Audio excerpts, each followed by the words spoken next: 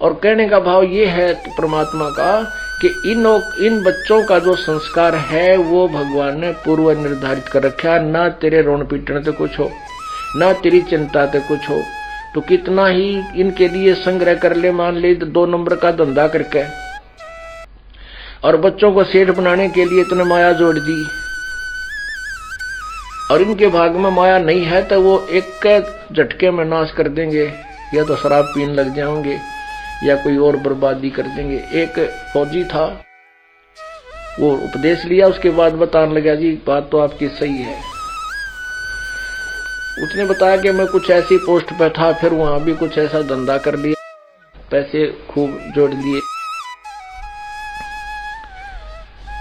अपने खर्चे भी ना कति कम करके न धन जोड़ने की सोची। एक का बेटा था और इसको जो है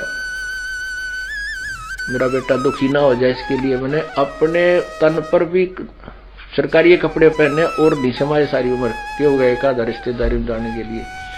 कहने का यह भाव ये था उसका कि मैंने खर्च अपने लिए ना करके बच्चे को सुखी बनाने के लिए, धनवान बनाने के लिए बहुत पैसा इकट्ठा किया। रिटायर होकर आया, पैसा लाया, बेटे ने जिद लगा दी मैं तो जीप खरीदूंगा, जीप लूंगा। मैंने कहा भाई जीप नहीं, क्योंकि इकलौता बेटा कदे एक्सीडेंट हो जाए, यो डर पर जिद ज्यादा कर ली, उसको जीप लेकर दे दी। 1.5-2 लाख की आया करती। वो बिठावा साथिया ने और बकवाद करता, अंडा दारू पीवे। वो पैसा जो था वो उसमें ला दिया कि उसने बिजनेस शुरू कर दिया, उसमें लगा दिया, उसका एक्सीडेंट होगा, छोड़ेगा, लड़का मृत्यु को प्राप्त हो गया, पैसा सारा बर्बाद हो गया। अब हम 9 बिरानी आग जलते हैं। जो बच्चों के संस्कार हैं वो उनको मिलेंगे, उनसे ना आप कम कर सकते ना ज्यादा कर सकते। हम इसीलिए चिड़चिड़ हो रहे हैं इन बच्चों के लिए, इसलिए दुखी हुए रहते हैं कि कहीं नू ना हो जाए, ऐसा ना हो जाए, क्योंकि हमें ज्ञान नहीं। जैसे राजा जनक थे और सीता उनकी पुत्री थी, उनका ब्याह कर दिया। राजा जनक को पता था कि उनको वनवास मिल गया और वो जंगल में भटक रहे हैं, 14 वर्ष भटकेंगे, तो वो कर सकता था मदद अपनी बेटी की। राजा था, बहुत ही अच्छा राजा था, बहुत अच्छा धनवान राजा था। तो वहां जंगल वहां भी थे, अपना बेटी को और दामाद को वहां जंगल में बैठा देता कि ले भाई तुम अपने वन में रहो और खाना पीना यहां से जाएगा, खूब सुविधा दे सकता था। लेकिन नहीं,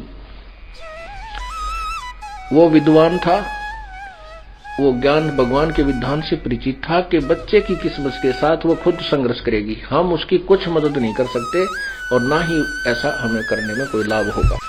रावण के साथ युद्ध हुआ तब भी जनक ने कोई एक्शन नहीं लिया कि जैसे इनके कर्म है ये आप निपटेंगे, और वैसा ही हुआ। जनक ने मदद ना करी तो भी सीता का जीवन जैसा था वैसा ही प्रफुल्लित हुआ।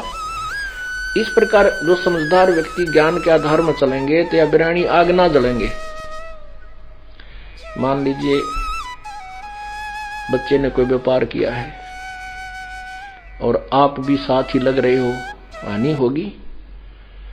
तो जब आपको ये ज्ञान होगा कि इसके भाग में ऐसा ही लिखा है तो घना दुख ना होगा, क्योंकि हम जीव हैं, थोड़ा बहुत ठेस तो लगेगी, पर यू ज्ञान फिर उसको मरहम जल्दी कर देगा, मैलम उसका तुरंत लगा देगा, वो दर्द ज्यादा नहीं दुखी करेगा।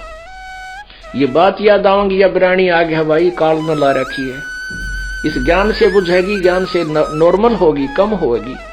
और जो सत्संग नहीं सुनते हुए रात ने भी मुंह ढक कर रोने जा क्या होगा, बेटा दुखी हो गया, हाय मर गया, नाश हो गया,